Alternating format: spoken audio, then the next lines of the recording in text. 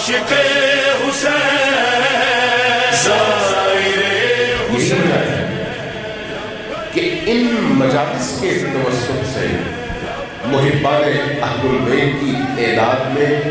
مسلسل اضافہ ہوتا رہا ہے اور آج بھی اضافہ ہوتا ہے۔ یہی وجہ ہے کہ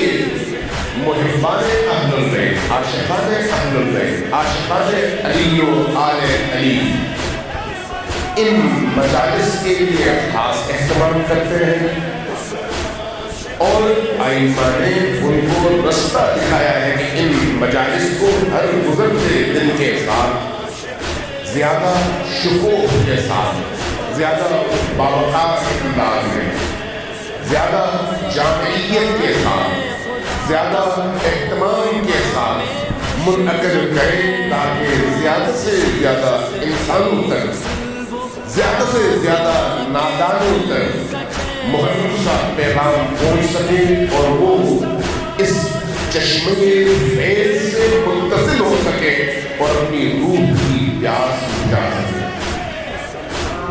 یہی وجہ ہے کہ جن کو خطرہ ہے کہ لوگوں کی کہیں آنکھ نہ کھلے، لوگوں کے اندر کہیں بیداری نہ آئے،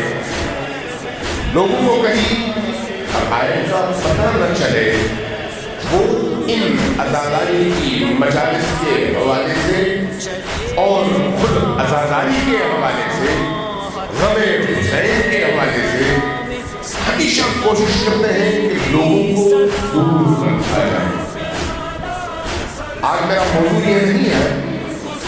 کبھی توفیق ملی تو بات کروں گا، لیکن یہ یاد رکھیے گا کہ ایک طرف معرفت کے خواہاں وہ تشنہ-لب قلوب ہیں، اور دوسری طرف بہت سے بھرے ہوئے وہ لوگ ہیں جو لوگوں کو اس معرفت کے بے قرار چشمے سے متصل ہونے سے روکنے کے لیے اپنی پوری توانائیاں بروئے کار ہیں۔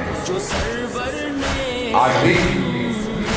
مجالس حسین اور ذکر حسین کا رستہ روکنے کے لیے جو کوششیں کی جاتی ہیں شاید آپ کو اندازہ نہ ہو، آپ کو یقین اندازہ نہیں ہے۔ جو میں جانتا ہوں، جو میں دیکھتا ہوں، جو میں مشاہدہ کرتا ہوں، چونکہ میرا فوکس ہے، میرا موضوع ہے، شاید آپ کی اس طرح کی توجہ نہ ہو، اس لیے آپ کو نہ پتہ ہو کہ اس عزاداری سید الشہداء کی مجلس کو نمبر 1 روکنے کے لیے، نمبر 2 اگر روک نہ سکے تو بے روح بنانے کے لیے، دونوں اس مجلس کی دشمنی میں،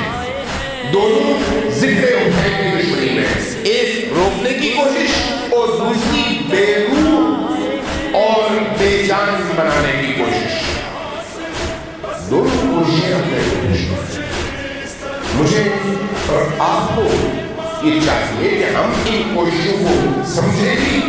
اور ائمہ اہل البیت کی دی ہوئی اس نعمت کی قدردانی اس طرح سے کریں کہ زیادہ سے زیادہ اہتمام کریں تاکہ یہ عزاداری اس طرح سے،